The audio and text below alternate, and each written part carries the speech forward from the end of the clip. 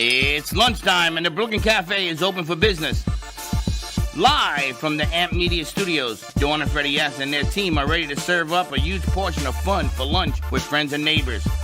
So let's break open that lunch pail and unwrap that sandwich you brought and take a front row seat in the Brooklyn Cafe and get ready to enjoy some humor and hot topics. It's time to get a healthy serving of hope and happiness to help your day go by with a smile. Your hosts, Dawn and Freddie S., are ready to talk about food, health, dating, or just plain dream making. If you have a story to share, movie review, restaurant critique, or just a coincidental thing that happened to you, call in toll free 888-994-4995, Studio A right now. Sit back and enjoy your lunch break at the Brooklyn Cafe. Here are your hosts, Dawn and Freddie S.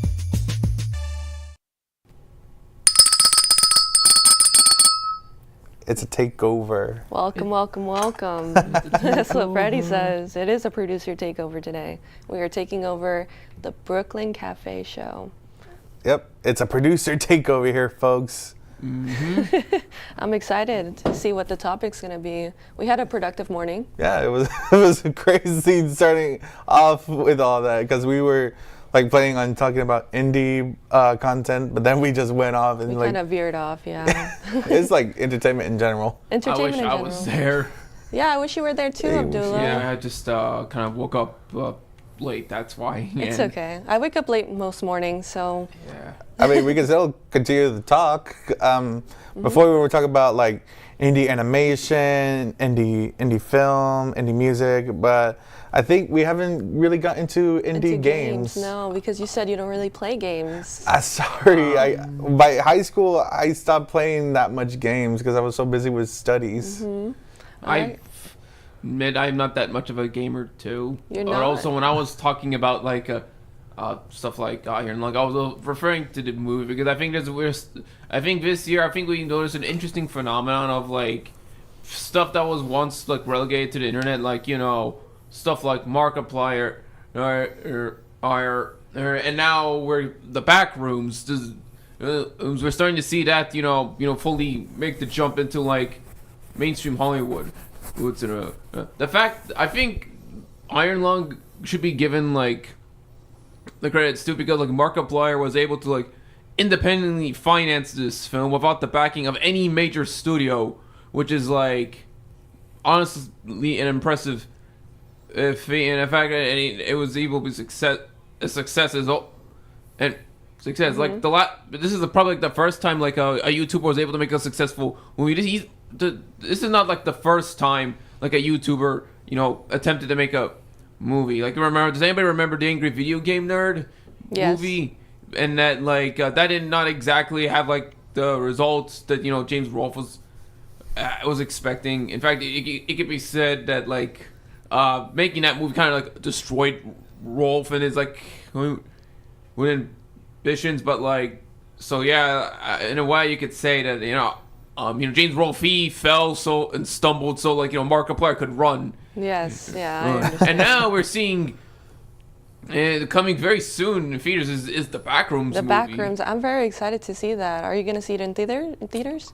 Probably. Yeah. The original creator is involved. You want to know how impressive like how old this guy, the person, the original creator of the Backrooms is? You know how old he is? How old is he? He's only 20 years old. No way. Oh my god. Like right now? Yes, right now. Which That's means crazy. like since he's directing this movie, this technically makes him like one of the youngest like directors in like he was a director. He's history. A director. I don't think he is a director. I think Are you sure the director or do you mean producer? Yeah. No, he is actually directing it. No way. Oh That's my crazy. god. He went from making a game to directing his own movie. Directing a movie. That's a great resume. I feel kind of useless because I'm 24 and now I see people directing movies, making games, and I'm almost 26. Yeah. How do you think I feel? I'm 25. Yeah. I get that feeling. You get that feeling a lot? Yeah, that I feel like there's so much more I could be doing, but I don't know. I'm just, I guess, preoccupied with my own YouTube channel, I guess. Yeah, you should plug it in so people can follow and watch your stuff. I'm not sure if most people would who watch the Brooklyn Cafe would even understand like the kind of things. My kind of audience is kind of like a weird niche audience. So like, At least you have a YouTube video. I mean, a YouTube channel. Yeah. Yeah. I'm a struggle out here. The doing last stuff. time I made a YouTube video, it was like 626 days. So I was doing my Stitch impression, and when I posted up, Disney like blocked it, saying they Wait. think I stole audio Really? when I did the voice, and Oh I was like my copying the God. line, and I'm like, wow, I am that good that they Yeah. think I stole audio. Do you do voices a lot? I mean, usually like for like entertainment purposes, like when I Yeah. see a little kid, I go. You should become a voice actor. You have the Yeah. chops. Yeah, Yeah, that's like one of the first things I told you. yeah, That your voice is like really recognizable and like and really very unique. like very broad. Like I could Expressive. like It's I could very like expressive. different range. I could go full range. What's your favorite voice to do? Oh, that's a tough one. Let's see. It has to be a tie between my Stitch impression and well, technically I have two Mickey Mouse voices, but I really like this one, pal. Careful, we might get copyrighted. Oh, right. Even though I think the guy who voiced Mickey nowadays, he makes him sound like Gingy from Shrek. You know when he talks a lot like this, pal. Like Oh my gingerbread, God. yeah. Like you hear it, You right? monster! You hear it, yeah. It's so crazy. Do you know about the Muffin Man? The Muffin Man? The Muffin Man? Yeah. It he was does cra- voices too. Yep. Yeah. I mean, not. I guess I could do some impressions, but like, I wouldn't really consider myself like an excellent voice actor. Like, only if I only agree if I really like the voice. Like for example, like holy crap, Lois. Lois. That's not how you do a really good Peter voice there, pal. You have to make it talk like this. Yeah. Oh, wow, that he's sounds way really better, good, like- Yeah. How many voices you think you could do? I guess it's like how many male voices I know. Oh, it's only male. Well, yeah, technically I could do Edna Mode, but that's because she is voiced by the director, darling. It's easy to do her voice. If you were to beer do, and TV makes Homer something something. No TV and beer makes Homer something something. Go crazy? Don't mind if I do. yeah. You maniacs! Oh, you're dead! You're dead! I don't know. We've gotten to something completely off Oh my topic here. God, We were going to talk I'm about like, more indie games and more indie Oh yeah, more indie companies. stuff. So Yes. like, yeah. Keep going. Yeah, keep going, so like Abdullah. I Do you have said, one? So what do you Sorry. make of like this like new like these like indie YouTubers now making it to like the big screen? Do you think this gives you hope for like for your own creative aspirations or something? Honestly, yeah. I mean, I didn't really finish that conversation about like what I want to do after graduation. That Oh, yeah. At first, I was thinking of like doing Disney, but then I'm hearing like bad things about the studios. So I was thinking like after graduation, I do like my own videos on YouTube Okay. and seeing where that takes off, and maybe that would lead to something bigger, like probably them being on Netflix or Amazon, or hey, if a major studio is calling me, I'm hoping it's DreamWorks because I hear they're doing pretty good. Is that your dream company to work for? I mean, like I said, technically that was Disney, Yeah. but hearing how the studios are doing nowadays, I'd say DreamWorks is the best. Is the best overall right now. Yeah. I mean, I did hear like DreamWorks did like after like Kung Fu Panda 4, they did like a lot of layoffs. So like, I'd say that's pretty risky. I'm not sure if DreamWorks would be accepting at the moment. Yeah. Who knows? What's your dream company to work for? My dream company. Or is it like an indie company? Do you want to start your own company? I don't know. Like, I mean, the thing is, I don't know. It used to be one of the big studios, the movie, but like, I don't know. Just hearing about like how the whole, I mean, when I was a kid, I wanted to be like a big filmmaker, but then like, not gonna lie, I feel like I've decided to resign. I feel like just my YouTube channel's just fine enough because just hearing about like, especially this story about like, what really got to me was like the story of like James Rolfe and how like the Angry Video Game Nerd movie kind of broke him in a way because like James Rolfe when he was filming like the Angry Video Game Nerd movie apparently he went for like a lot of like troubles he did not expect. Like for instance, like he did not know that like filming in California was like absurdly expensive and it was like all the all the production stuff, and like it was also like during this time he had his friend like, manage his best friend like Mike Matei handle his YouTube channel, and which is like people were not exactly that happy with at the time. So like, yeah, the nerd, he basically wanted to use this movie as a way to jump into Hollywood, but like the process like kind of broke him, and like he was kind of been resigned back into like only doing the angry video game nerds. So just hearing about like the whole process, kind of like, not gonna lie, just kind of not demoralized, but like that's way too harsh. But made me not want to pursue filmmaking. It made me reconsider. I think though, I think one of the problems in this film industry is that there's a lot of stuff that goes wrong, but I think coming back to you saying DreamWorks, I think having an idea of where you might want to go is the best first step. Because regardless of whether there's layoffs, regardless of how things are moving in the industry, being able to say that you want to go towards a certain industry is the perfect first step to take, because that gives you the opening to pursue it. A lot of people are stuck with not knowing where they want to go. I think it comes back to a lot of what we do here at the studio, because I think that having Kane Parsons, who's the guy who's directing the Back Rooms, is a perfect example of what I was talking about on the morning show a couple of weeks ago with Brianna. I think that a lot of this film industry, a lot of our new up-and-coming film creators are getting stuck on what is popular in Hollywood, what is trending, what can they do to make money, and you kind of lose the heart of your movie. Yeah. When you start looking at stuff like that, where it's like, I don't think I'm going to make money on it, I think that I don't have the right equipment, I don't have the right anything, you just push it off.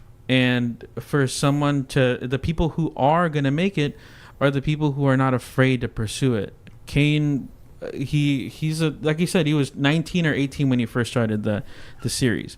He knew how to use Blender, he knew how to use Unity, and he created a realistic looking show series on his YouTube channel that looked like it could be real. And at that point, with how successful it got, he got picked up by A24. Yeah. That's someone who was not afraid of saying, maybe my idea is not great, maybe I can't do it. It was someone who just had the passion to do it and did it. And I think that's what's kind of missing when you start looking at, like your example of Angry Video Game Nerd, when you start seeing the bad, you start kind of collapsing within, and your ideas start to disappear because all you're seeing is the bad. But you got to remember the people who are actually making waves in the industry, the people that actually do something in this industry, the people that are not afraid. You see what the Angry Video Game Nerd went through, and you learn from it. That's the nice part about having the internet now, is that you can see all the mistakes that were made, and you can take that as something to improve upon yourself. You see all of your filmmakers, all your filmmaker friends, the animator friends that you might have, or the people that you see in the industry, they do something that you like, you can adjust to that. This is like the best time to be a creative, because you have all the avenues available to you. It's literally like his YouTube channel. I love his YouTube channel because it's something that he does with the passion. I always ask him about it because I actually think they're funny. But it's one of those things where as long as you have the heart and the passion for it, I think you should pursue it, and not really worry about all the drawbacks or anything like that. That's where you really make waves. Like all the people who are successful directors, especially the ones that never went to film school, are the people who don't really care about what other people have to say. They just have an idea, they find a couple friends to do it, or you just network and you meet cool and amazing people who are within your same mindset, and then you create something great. So I think that that's what we kind of stand for here. I mean, you guys see Nicole doing her filming and stuff. That's because Freddie likes the idea that people want to create, that people want to get better at their craft, and they want to show something. We've always wanted to do like a show in the studio. It always comes back to, I'm afraid of this, I'm afraid of that, I don't think it's going to come out nice, I don't really like this and I don't like that. But having someone to be able to say, I'm going to do it regardless of what the problems are, that's where you get something nice out of it. I mean, seeing the actual filming process happening here is a great first step, but that's something that you take knowing, I don't care what it's going to look like, I just want to get it done because this is something I'm passionate about. And then you finish it, and even if it doesn't come out the way you want it to, it'll help you grow, and it'll help you add it to your profile and your portfolio. Honestly, I too also want to make stuff like I said, I have a YouTube channel, and It's just that the last time I had the first video I made, it was like a mashup between two anime songs, and it was made by me and my sister. It went pretty well, but then it was blocked, and then we got striked. And by then, I was like more afraid on like, okay, I need to be careful what to post, otherwise these things will get taken down. And I think that it's because of that really got me. But then when you guys said for these segments that I always do, I could go all out, not worry about it. It felt like a weight was lifted. I'm like, all right, I'm going all out. And they actually turned out really good videos. Yeah, I'm excited to see the one you did today. I understand that feeling because, you know, me being like, what I like to, my stuff on YouTube channel, it's mainly just like making like remixes of pre-existing source material and material. Now, honestly, if you ask me, like if you don't plan on monetizing your YouTube channel, that getting copyright claims is not that bad. Like, or even like you only have to get worried about like, you know, strikes, which lucky for me I have not gotten a copyright strike. But however, though, I did had recently one of my videos taken down for like supposedly violating like YouTube guidelines because like I had let's just say I did a very edgy joke in there, and YouTube considered that to be part of like promoting violent or criminal organizations. Oh wow.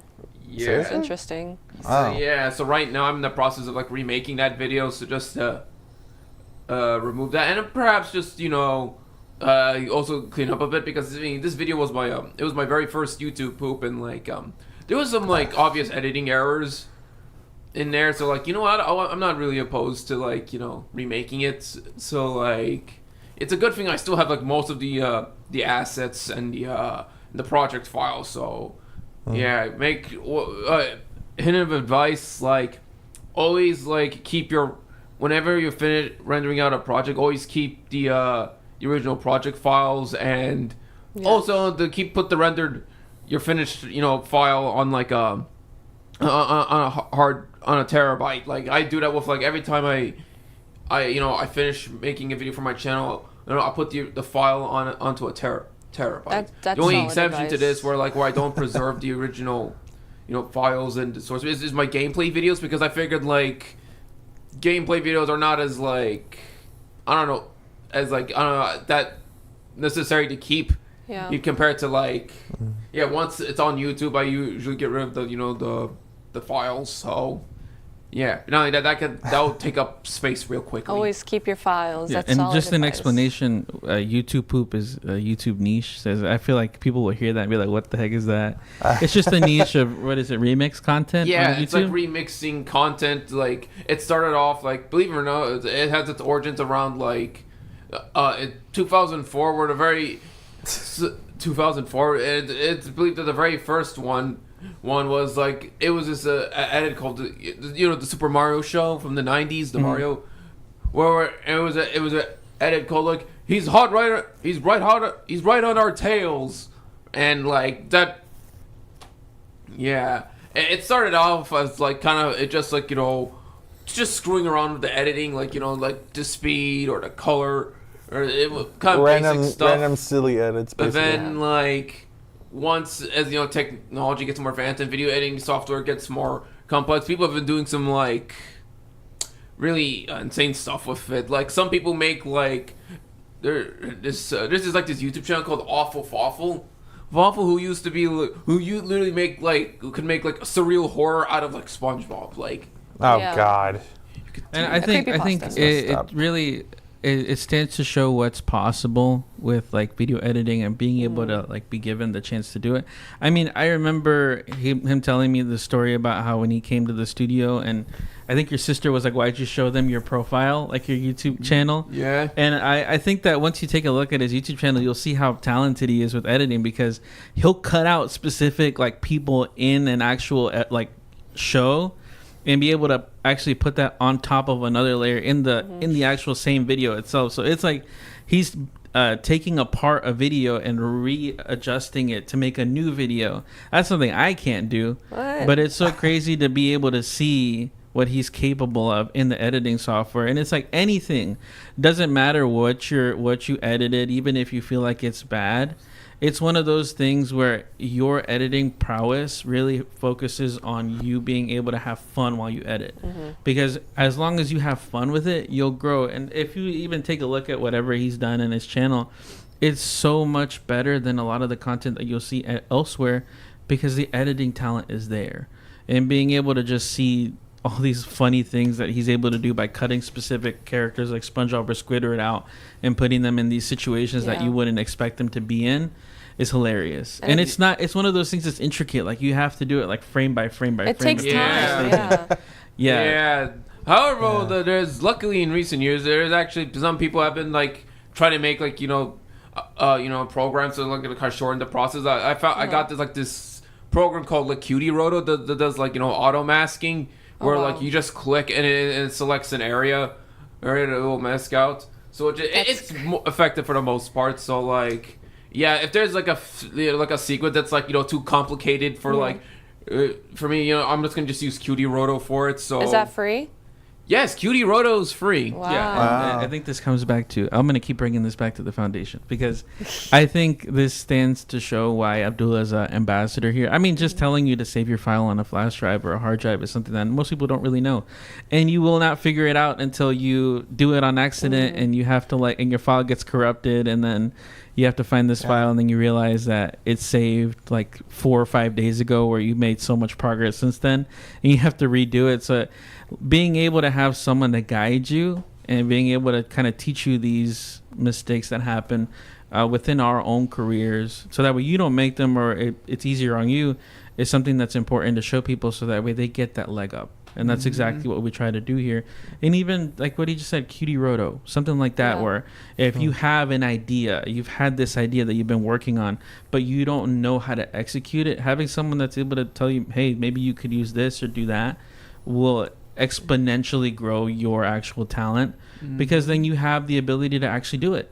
And this is why he's one of our ambassadors. Yeah. He's great at what he does, and he's great at editing. So being able to do that is amazing. Yeah, it's funny how like I'm able to do this even though like I use Vegas Pro and like nobody else here uses Vegas. It's either all Adobe or I DaVinci. started with Vegas actually. Yeah, I used to do masking on anime characters and do like edits on them. Oh Yeah, I so- still- Similar, yeah. I very do that as similar. well. Like I recently just made like a YouTube poop where it was basically I basically made it it was one of the Mermaid Man Barnacle Boy episodes. It's when Mermaid Barnacle Boy joined God. evil, and I decided just like alter the plot of that, but like replacing like the Dirty Bubble and Man Ray with like two different characters. One of them is an anime character named Esther from Akame Kill. If you ever heard of it, I doubt any of you know what Akame Kill. I've Yeah, heard about it's it, but I a haven't OG watched anime. it yet. Yeah, and an Ultraman villain named Alien Saran. Alright. But yeah, so like I said, also another thing I think I like it. I think I could appreciate it, like is the audio separation. Like for example, I think if there's one thing I think you could say good about AI, it's like streamlining technical processes. Yeah. For me, like AI has made like Cutie Roto uses like AI to mask, and so like it's AI. I think it's good for like streamlining technical processes like masking and audio separation. Because what if like, want to know a fun fact? So the Beatles some years ago actually released their final song, right? Okay. So the Beatles, they actually used AI to separate John Lennon's vocals from one of the demo from the piano from one of the final demos that John Lennon ever made. So That's Wow. crazy. That is Yeah, no, amazing. I think that a lot of people have a lot of like animosity towards AI, that this is like something really bad that's coming to our creative industry. But I think the crazy part is coming, and being able to be a creative that is able to use AI to your advantage to streamline processes, like he said, is something that'll keep you in the now. yeah, You also don't want to be someone that gets stuck in the back, and then your creative process is still hindered by not having that extra up that can help you actually execute your actual projects. Like you said, there's stuff that it's not AI taking over the project for you. That's exactly what we don't want. Yeah. But there are tools that are coming out, especially now and in the future, that can help streamline this process to make it a lot easier, especially for someone who's independent, someone who doesn't have an actual big time budget to be doing these like crazy movies and stuff, but having something that'll help you along the way so you can actually achieve your dream is great. And learning how to use stuff like that to kind of help it happen is great. There is indeed uses for AI. It's just that it's just the generative stuff that we have an issue with. But like the technical processes, that's perfectly okay. Yeah, I think so as well. I think it's time for us to take a commercial break, actually. So we'll join you very soon. Finding the world's best coffee. Nothing can stop Don Pablo from getting you the rarest coffees. Traveling across continents, climbing the highest mountains, overcoming immense obstacles, all for the quest of greatness. Experience this excitement with every sip. Discover Rosie's Garden. The collection draws inspiration from the beautiful niece of the founder, Rosie, who brought joy to many before passing too soon. Her beauty and spirit are reflected in every piece. Founded by two friends, Rosie's Garden is a female-owned brand passionate about creating stunning, elegant jewelry that embodies the concept of bellissima, the Italian word for beautiful. With a philosophy rooted in grace and elegance, the brand crafts each piece of jewelry using only the finest materials, including 18-karat gold and the highest quality craftsmanship, ensuring that every piece is a true work of art.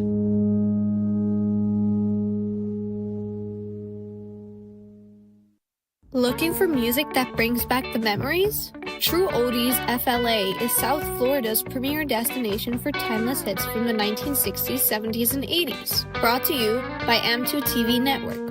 Broadcasting across multiple FM and HD stations, including 95.3 FM in Delray Beach and Boca Raton, 95.9 FM in Palm Beach County, 96.9 FM in Broward County and North Miami-Dade, and 106.9 FM on the Treasure Coast. True Oldies, FLA. Feel good music that spans generations. Do a search on how to get out of credit card debt, and you'll find everything from crazy promises to ways you can try to do it yourself. Many of those ideas just don't work, and they leave you broker than you were. Here's some advice. Call our debt helpline. In a quick and free 5-minute conversation, our experts will listen to you and learn about how much credit card debt you have, what your goals are, and then show you the right solution to help you get out of credit card debt with one new simple, affordable payment. The credit card companies make available special programs to help if you're struggling. All it takes for you to finally get out of credit card debt is one quick, free phone call. So please call right now. 800-515-6348. 800-515-6348. 800-515-6348. That's 800-515-6348. Paid for by the Debt Helpline. You're listening to the Midday Brooklyn Cafe Show with Dawn and Freddie S. Every weekday from 12 to 2, tune in for the ultimate midday escape. The perfect blend of entertainment, culture, and community, all served up with a side of Brooklyn flair. It's the South Florida show that everyone's talking about. You've been watching the Brooklyn Cafe Show. Join us each day and after hours as we talk about the hot topics to open the conversations and share a few laughs. Now, back to Dawn and Freddie S. Today is May 14th, which means it's International Chihuahua Appreciation Day. A day where we celebrate those tiny but mighty warriors called Chihuahuas. Originating in Mexico, these pint-sized pups, named after the Mexican state of Chihuahua, are the smallest breed in the world. But they definitely have the biggest personality. They're known for being loyal, affectionate, and having big dog personalities, despite their size. Whether they are hiding in your blanket, demanding to be carried, or talking back to you, let's share our love for these amazing dogs. Ay, Chihuahua. That was amazing. No, I have. And welcome back. That was great. I love kind of a that. history. My neighbors had chihuahuas. She used to have like I think 2. One of them used to like every time we would return, the chihuahua just like constantly barked at us and like. Yeah. Not gonna lie, I was kind of terrified of it. Of the Chihuahuas? The little dog. They're tiny. I mean, I have know, 2 as but well. Tiny the other but mighty. one, like, but then that one like kind of died of old age, and the other one is like, he's kind of an old man. Yeah. Man, and like apparently he's like kind of chilled out compared to the other ones. So like. Because he's older. I have 2 Chihuahuas. They're around the same age. They're siblings. You saw it in the Element. Yeah. And in the today's International Chihuahua. Yeah, it was the only photo in that video, and it was like, it was like really cute how they're like head side by side like that. Yeah, they're like intertwined, interconnected. Yeah. Because they're siblings. They're only a year apart, but they have the same parents, so I used think they're to cute. have a Chihuahua named Toffee. She was like dark furred, like lots of mixes of browns, dark fur, long hair Chihuahua. Oh, long hair Chihuahua, that's rare. Yeah. My dogs are they're just rambunctious and crazy. They do bark a lot, like your neighbor's dogs. So sometimes we have to bring them back inside. For We my just let them Chihuahua, in. every time we're like out in a green market or something, she sees a big dog and she's like trying to pick a fight, like barking and barking, and Yeah. I'm like, oh my God, stop intimidating the big dog. You're like David and Goliath. They're so cute though. I love them, and they're so tiny, and they snuggle up next to you. I love sleeping with my dogs. So And that's why I love dogs. They love you unconditionally if you take care of them right. yes, I'm correct. not really a dog person. I'm much more of a cat person. Also, Huh? yeah, I'm not really a dog. What's your favorite animal, Abdullah? I mean, if of all house pets, I think it would be like I'm much more of a cat person than a dog. And also another thing is just in my religion, like it's forbidden to have a dog inside the house. So like the dog has to stay itself. Yeah, because dogs are considered like kind of like unclean animals. So yeah, the dog has to stay outside the house. That is the same thought process my mom is like when it comes to dogs, because you're like, oh my God, they're so dirty and stuff. I mean, like you that. know, That's like, I don't know why, but she likes cats, which is why we have a cat at home too. I mean, it's kind of set. It is said that our prophet was a cat person, so it is said. So who knows? He has That's a dog interesting. mug. I didn't know that. Thank you for telling me that. So yeah. So anyway, did you say your favorite animal? I didn't catch it. No, I said honestly a cat. A cat? Okay, yeah. But not gonna lie, though, seeing birds are like kind of entertaining. So did you know that birds are actually just dinosaurs? Yes. Yeah, like a chicken. So yeah, I like joking. Like every time I just see like the ducks, because our neighborhood like it surrounds like a lake, and it's like there's like ducks that live there, and every time I see a duck, I joke. Like, hey, I tell my brother, look, it's a dinosaur. Look at that, specifically, look at that pteropod. Pteropod. Specifically, that's like the type of dinosaur that birds are, which means they're related to velociraptors and yes, even T-Rex. So wow. I didn't yeah, know did you that. know that a T-Rex is like actually closer to a chicken than it was to like the other big theropods? Believe it or not. I thought, yeah, I thought dinosaurs were related to like lizards. Am I wrong? They do. Dinosaurs and lizards are both part of a group called like I think archosaurs. They're indeed part of a group, but then those groups eventually split. When it comes to all these for every like new group of characterization, there's always going to be a splinter. So like So yes, it is true that lizards and dinosaurs did share a common ancestor at some point, but then they split. Yeah, like I heard that that cats and mice they used to be part of the same ancestors too. Really? Yeah, because they're both mammals. All mammals must have a common ancestor at some point. All mammals must have. So like yeah. That's interesting. I did not know that. You know what I wanted to talk about? What? How Marvel's doing nowadays. Okay, let's talk. Okay, so Daredevil Born Again Season 2, it came out and it was very shocking how they went with this story, because I don't want to spoil anything in case there's like people who didn't see it, but the direction they did with this whole Kingpin being the mayor of New York thing is pretty crazy. Okay. Strangely relatable to the politics that's going on nowadays, and it has like a really crazy twist at the end, and then after that it led to Punisher that came out like last Tuesday. I literally saw that after the whole event thing we have for Caps Off. Yeah. And that one's also pretty insane too. Like, so what's next? What's coming out next? Well, next, Amazon Prime, they're gonna have a Spider Noir show. Oh wow! Is it gonna be animated? No. This is live action. Is it Nicolas Cage? Nicolas Cage, yeah, he's gonna be there as live action Spider Noir. But the thing is, even though it's made by the same guys who did Spider-Verse, it's a completely different Spider Noir. Because in Spider-Verse, we know him as Peter Parker, but this one is Ben Reilly. And the crazy thing is, they have two versions of this. One is in black and white, and the other one's in color. Yeah. So is it a show or a movie? Yeah, it's a show. It's a show. Is it going to be in black and white? It's in both. It's in black and white and in color. You get to choose which one. That's the crazy fun. thing. That's really fun. Yeah, I love the Spider-Verse movies. I can't wait for the next one. Yeah, that one's coming. I think they said Like 2027 or 2028. Yeah, it takes a while to animate all of that. So yeah, animation takes a long during time.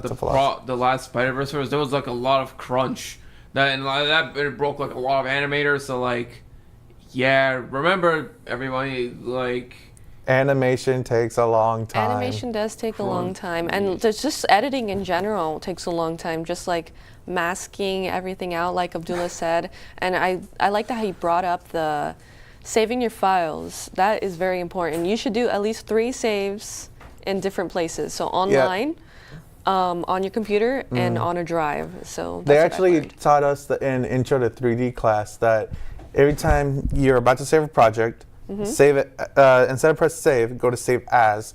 That way you can make a separate file with all the stuff that you did. Yeah, make multiple copies. Yeah, and you have to keep doing that over and over, and you got like so many files. That way if you mess up in one, you get to go back. Yeah. Yeah, that's smart. it's probably gonna take a lot of space, but honestly, yeah, it took up like a lot of space, and it was like it's like something new that I'm not used to, but I feel like I need to learn it. That way I could get better at it.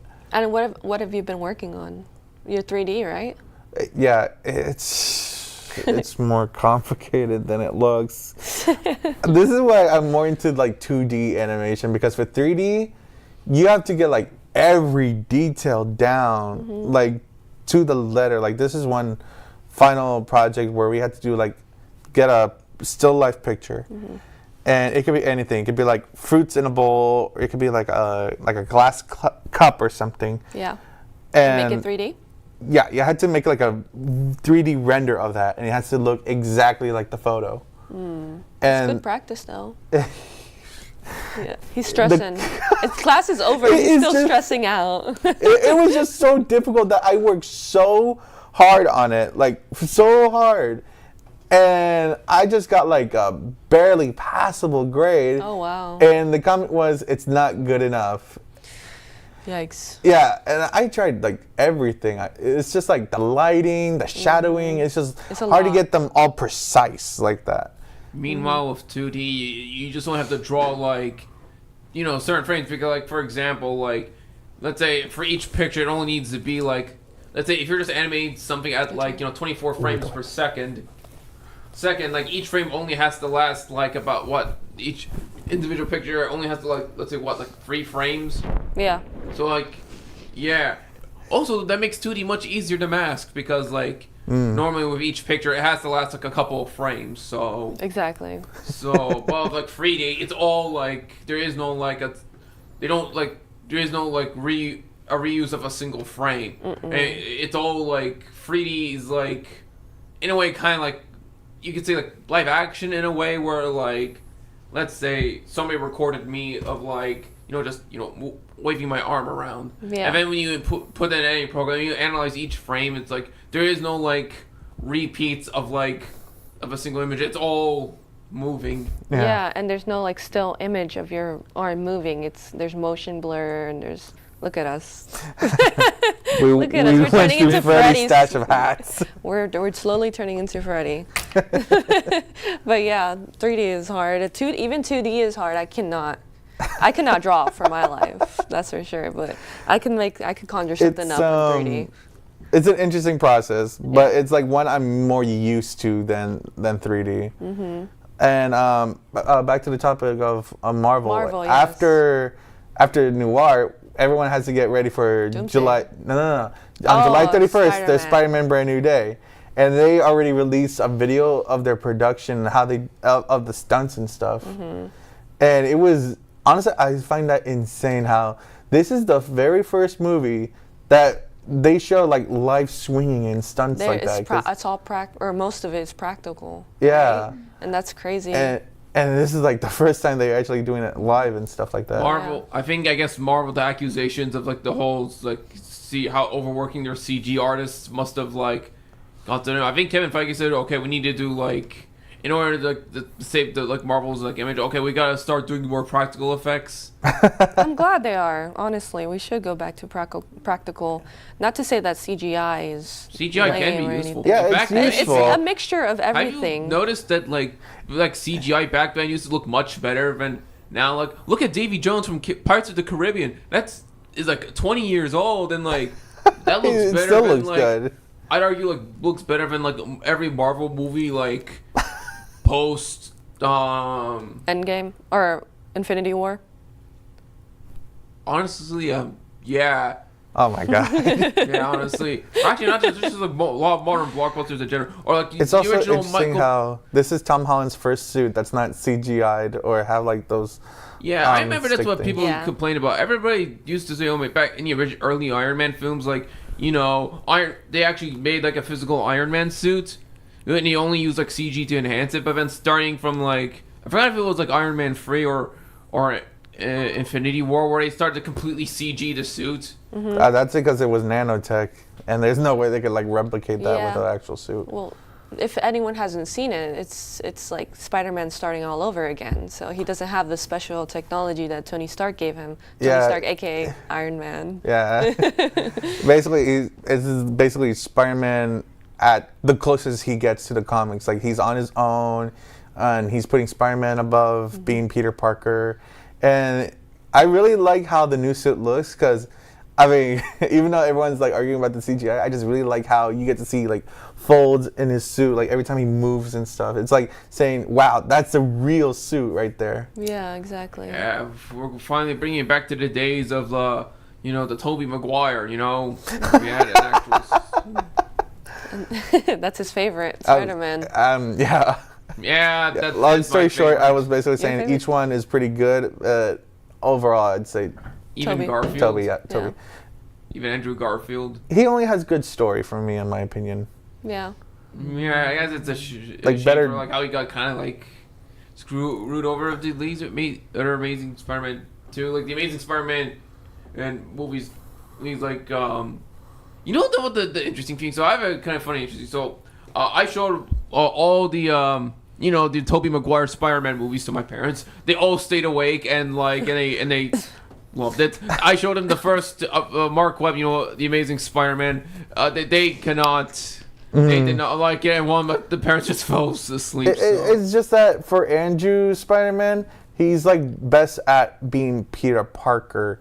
And in the first movie, honestly, I thought it was pretty amazing, that one scene where he's like struggling to get to the tower, and like everyone's like there helping him, like blocking the roads and holding up the cranes. That way he could swing by. That one I actually find pretty amazing. No pun intended. No pun intended. Hey, I thought it was like Toby was the best Peter, but like Andrew was the best Spider-Man. That's normally the normal take I've seen. But actually praising Andrew as being Peter. And Tom has the best suits.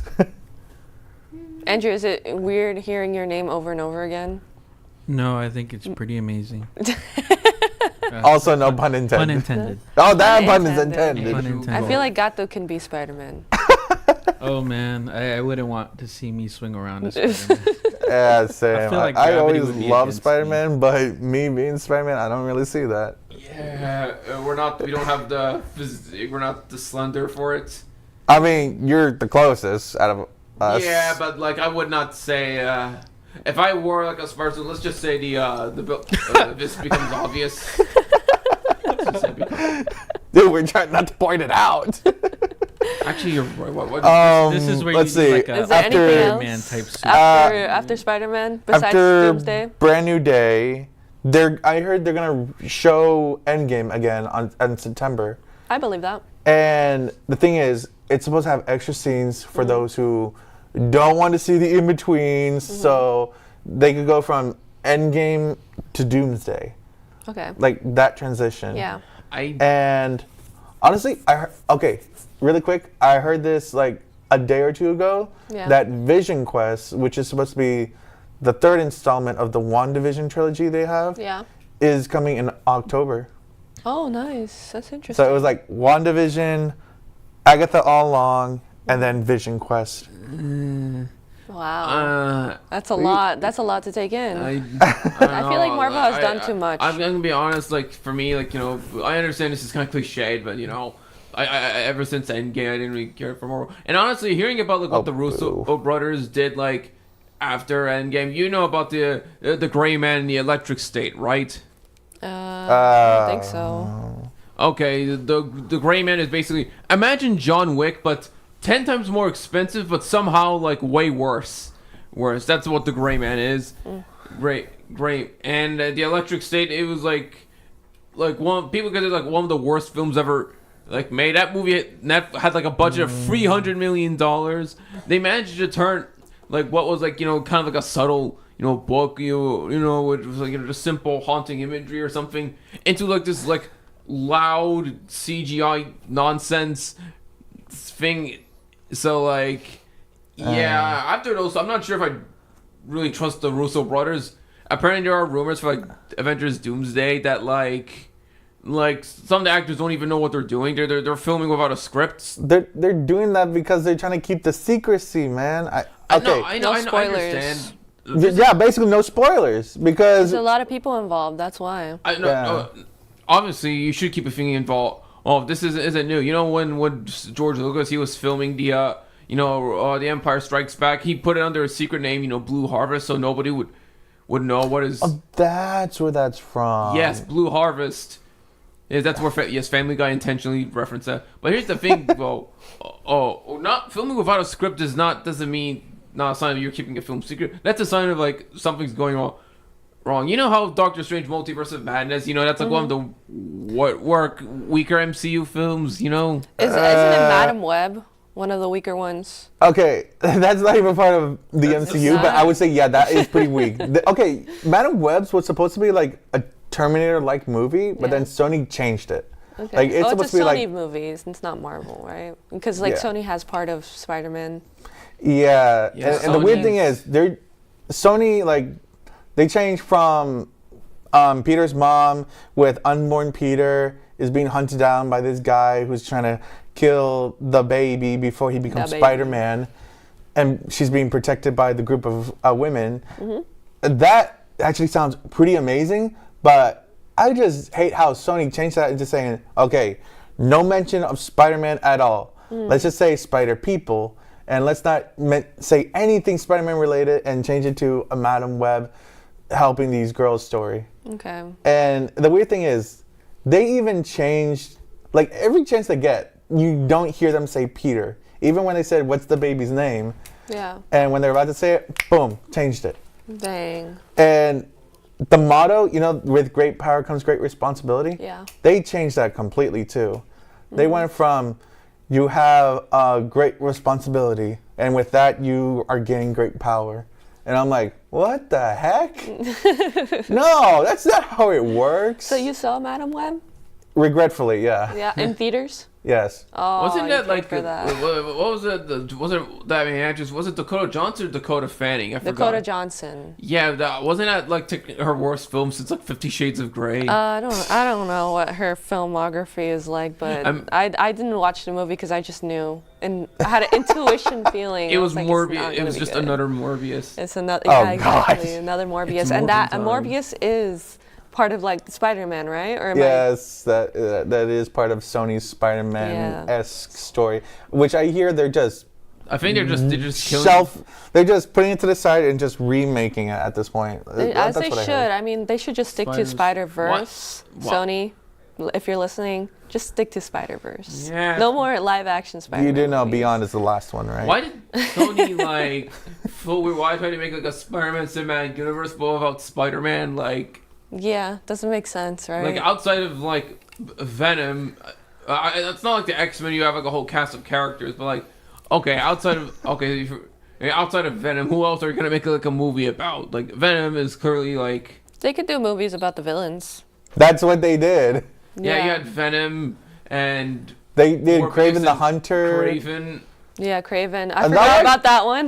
That one I thought was pretty good. It's just that with all the hate with Madam Webs and Morbius, it didn't really got much of a chance. Yeah, I agree. Like it was setting up something with Craven and his brother, who, well, I don't know if anyone's gonna see it, but spoiler alert. What, is- Craven? Yeah. Okay. His brother's actually the chameleon. Oh, And interesting. it was like a really interesting story there, like setting up for a sequel, and it never really got a chance. I actually saw Craven when it was on like Netflix. It was like, it's not like, the worst thing. It's like actually like compared to like all these like, Sony Spider-Man stuff. It's like Yeah, it's pretty okay. on the higher end of it. I mean, it's like sure, it's not like it's mediocre, but. But it's not like, Morbius. offensively bad. Yeah, it's not Morbius. Mm. I didn't see Morbius either. There's literally a song in Morbius where like It's the whole Morphin' Milo time. dance scene where and the song was like have sex, poop, my answer yes, poop my pants Yeah. again, poop my pants. Yeah. And I'm not saying it. Oh I'm my- probably saying it wrong because like believe it or not, that song is actually from like a South African group speaking Zulu. So like Oh, yeah. Does he actually say it's Morbin time, or is that just a meme? I think That's a it's meme. That's just yeah. a meme. Okay, I didn't know if that was actually something that he said in the. They movie. should add it though. No. They already scrapped that whole thing. Like they already put it to the side. They already messed It with was too Jared much. Leto, right? Yeah. Yes. That is so unfortunate. I feel like the only good movies Jared Leto's in is the one where he's CGI not recognizable, like Haunted Mansion. He was in that new Tron movie too. Right? yeah, I can't believe why would they make a Tron movie like this late? Like the Yeah. last one before it was like That was Tron like Legacy, 2010, but Tron right? Legacy. Yeah, that's from 2010. Yes. Tron Legacy. It's a great movie. It is great, and it has True. Daft Punk in it. Yes. I heard somebody say what's the only good thing about like Tron Ares? It's like treated like an extended 9 Inch Nails music video basically. Because 9 Inch Nails they did the music for it and like Oh, really? yes 9 Did Inch. you watch the movie? No, I the only thing I know about didn't Tron Ares is just like I think it was like the lead single that song that like Trent the 9 Inch Nails did for it and Yeah. like yeah if you're gonna watch Tron Ares it treated like a 9 Inch Nails music video basically 9 Inch Nails. That's funny. Speaking of that, apparently 9 Inch Nails were at Coachella recently, so Like this Coachella? yes. I wish I was at Coachella. They had so many good acts. They had Justin Bieber. They had Sabrina Carpenter. They had so many. But Coachella is like insanely expensive, so it's like not possible. I remember when I don't tried know to about go to last year when I wanted to see like the Linkin Park show at Daytona, and Yeah. tickets there like at minimum were like 200 200, yeah. at Daytona. I'm not sure it's because of the fact it's Linkin Park or the fact it was at Daytona. I'm not sure, but It was just Linkin Park. It wasn't the. no, I think there was other artists there like Because they have Rockville, I think, in Daytona. it was the Yeah. Rockville thing. Okay, that makes sense because they have like a whole bunch of bands there, Yeah, not just Linkin Park. I know. Back to Jared Leto. Did you hear that he's gonna play Skeletor in the He-Man movie coming? Jared Really? Leto. Why is Yeah. he still getting roles? I don't understand that. Okay. I mean, the way I see it, like if he's like on screen, like just him, the movie doesn't turn out good. Like how he did with Tron Ares and Morbius and dare I say Suicide Squad. They didn't turn out good. But when he's like it as a CGI character, like the Hatbox guy in Haunted Mansion, which I find that to be pretty good. Like it's a really good movie. I think that's what makes the movie successful in a way. So him being Skeletor, I could see that and I hear it like in the trailers, and I think it's gonna be pretty good. Didn't he start off in a band like 30 Seconds to? Yes. Yeah. What was it called? 30 Seconds to Mars. Boy, I was listening to The Kill for a long time, yo. That's a throwback. Yeah. So I'm honestly excited for that He-Man movie because it's like a movie based on a show that, well, one my dad has seen the cartoons of when he was when that was new, and I remember. Have you guys ever like watched cartoons and like the Saturday mornings and stuff like that? I used to have the that Boomerang. used to be one of them. I used to have the Boomerang, like, remember the Boomerang before, Cartoon Network turned into a dumping ground for like more Teen Titans Go before. Oh my god. Yeah. Have you seen that screenshot of his like the channel and it's all like Teen Titans back to back? Yeah, Teen Titans Go, and yeah, it's basically like what like Nickelodeon did with like SpongeBob and the Loud House, because apparently out of any other show Nick decides the green light, okay, this will be our second SpongeBob, it's the Loud House for some reason, and that show is just like that show's fan base is just like ugh. I was gonna say that show's still going. I thought they're done with that after they try to make it live action. They try to make it live action. No, the show it's getting like. No, it's confirmed it's gonna be ending, but it's like obviously Nick they still ordered like a few more seasons, obviously, but like I think like 1 or 2 more seasons, but after that they're done. Yeah, wow. they went crazy with Loud House than any other show besides SpongeBob. They did a spin-off called Casa Grande. Yeah. They did a live-action Christmas special, which apparently did so well. They did like a live-action series called The Really Loud House. I think that's what it's called. Wow, they've done a lot for that show. If you just stay away from. Meanwhile, all the other shows that got canceled after season 1 or 2. Yeah. If you ask me, just like avoid the Loud House fan base. It's on the internet. What is it? It's like Gen A, right, or Gen Alpha that watches that? That's what I assume. No. Actually, okay. So you know how people used to make the. That's what we thought about Bluey. People used to make fun of like bronies, like for being like weirdos and kind of creeps. Okay. Yeah, imagine Loud House fans are like what people are actually like those that love like, and it also doesn't help the main creator of the show was like. Let's just say he just kind of did like a, what the creator of Ren and Stimpy did, right?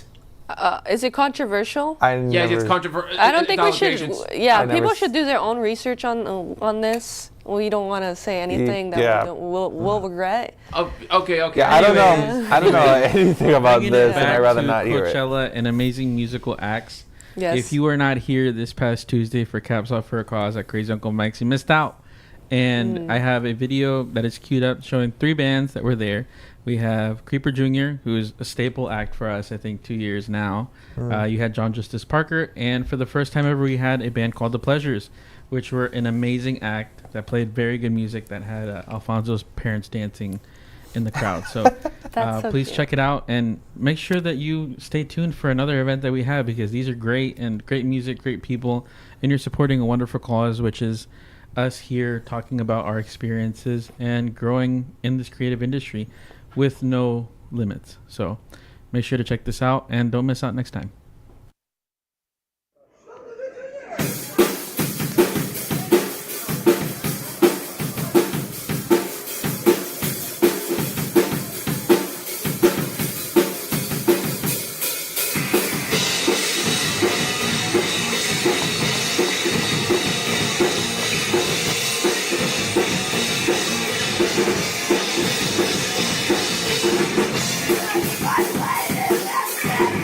Bye.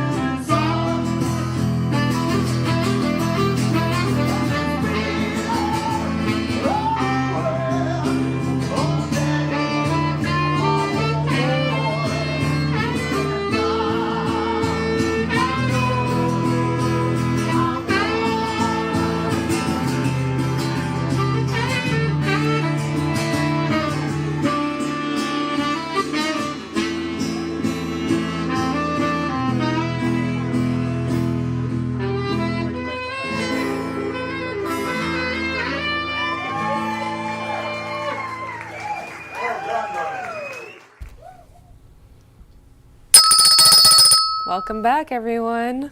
We're actually closing up the show, so thank you guys for joining us. And thank you for hosting with me. Thank you. Thank you for being here with me. Of course. And thank you, Abdullah, for giving us great conversations. Thank you. Yeah, it was really inspirational welcome, speech there. It was really inspirational in the first half. Yes. And thank you, Andrew, for providing us our set design. Of course. I didn't really do much, but I will take. He gave us the Thank hat. you for the fedoras. Of course, yes. Even Yeah. though my head is too big for this one. So. My head is too big for this hat.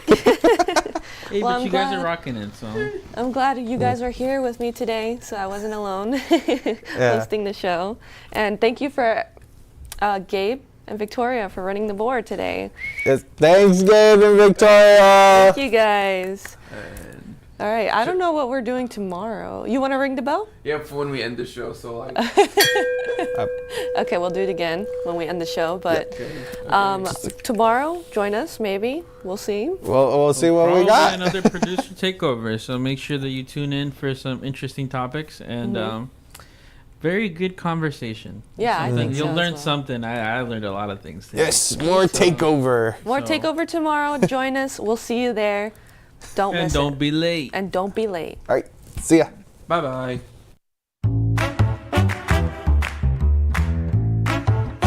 Well, that's about it for today. Even though the show's over, the Broken Cafe is always open for business. You're invited to join the fun every day from 12 to 2.